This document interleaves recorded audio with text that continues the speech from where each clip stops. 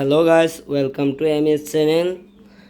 Guys, দেখতেছো আমার সামনে একটা ব্যাটারি রাখা আছে, ডিজে ব্যাটারি 12 ভোল্টের 95 এম্পিয়ারের একটা ব্যাটারি। এটা এটা একবারে নিউ কন্ডিশন। তো এই ব্যাটারির জন্য এই চার্জিং সিস্টেমটা তৈরি করেছি।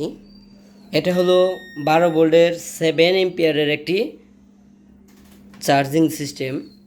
দেখো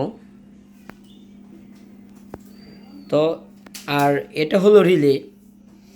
আর আমার সামনে যে ফ্যানটা দেখতেছো, এটা হলো 12 ভোল্টের একটি ফ্যান। এটার সামনে 3টা সুইচ আছে, একটা অকেজু মানে কোনো কাজ করা হয় না, আর এর 2টা কাজ করা হয়। একটা হলো ডাইরেক্ট এসি অন অফ, এবং আরেকটি হলো অটোমেটিক মানে অটো অন অফ। আচ্ছা, এটা তোমাদের বুঝিয়ে বলি। এটা হলো এই সম্পূর্ণ চার্জিং সিস্টেমের এসি কানেকশন। তো এই কানেকশনটা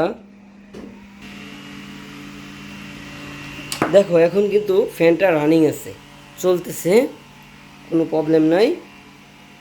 যখন আমি এই জ্যাকটা এসিতে ইনপুট করব, ফ্যানটা কিন্তু অটোমেটিক বন্ধ হয়ে গেছে। এটা সম্পূর্ণ কাজ করে আমার এই রিলে, অটোমেটিক রিলে কাজ করে, যার কারণে আমি যখন কারেন্ট থেকে এটা ডিসকানেক্ট হয়ে যাবে, ব্যাটারি অটোমেটিকলি কি ফ্যানটাকে ঘুরিয়ে দিবে, মানে ফ্যানটার মধ্যে পাওয়ার চলে যাবে।